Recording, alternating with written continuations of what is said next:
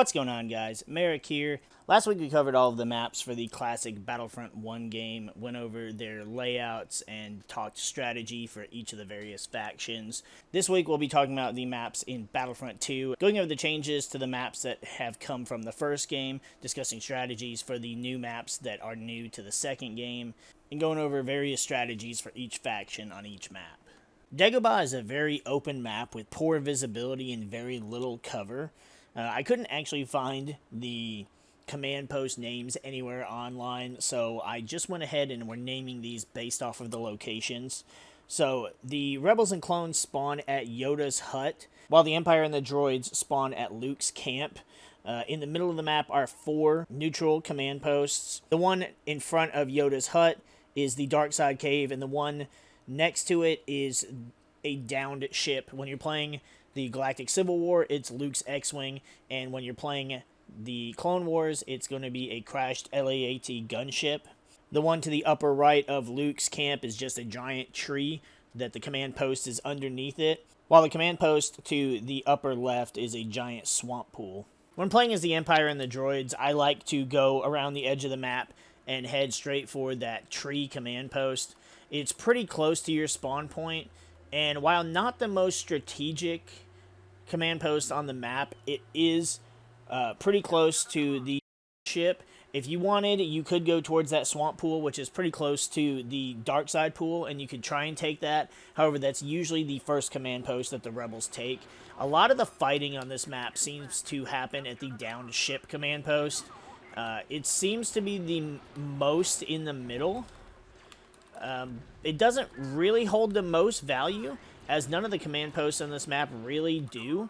However, it is, for some reason, the one that seems to have the most activity on it, and securing this command post is a real pain because there's no real cover on it.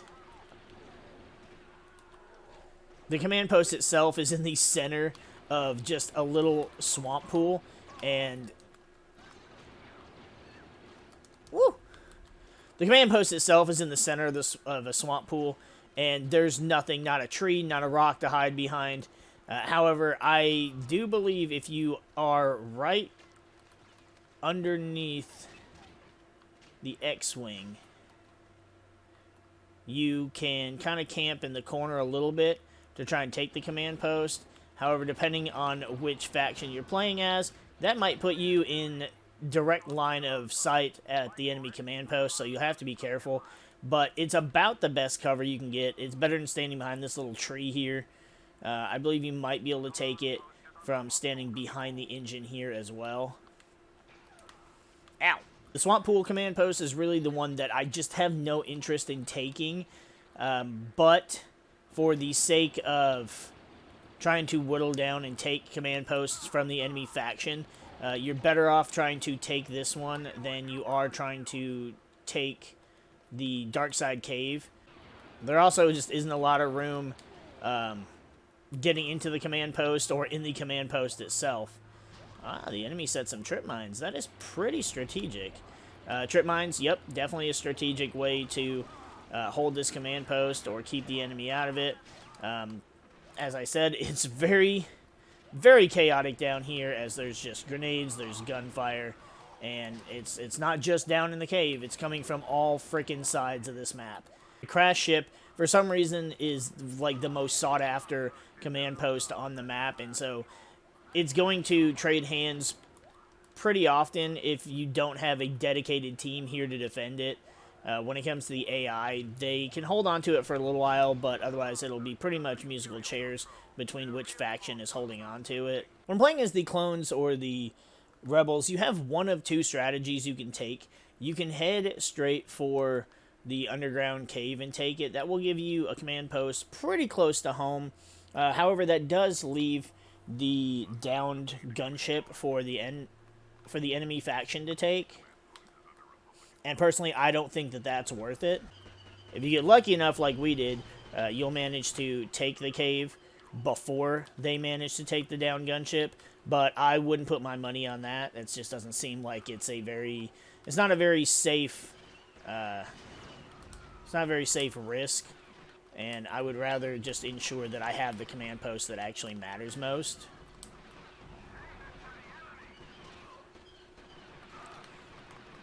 I personally don't even think that there's a definite to which class I would play on this map.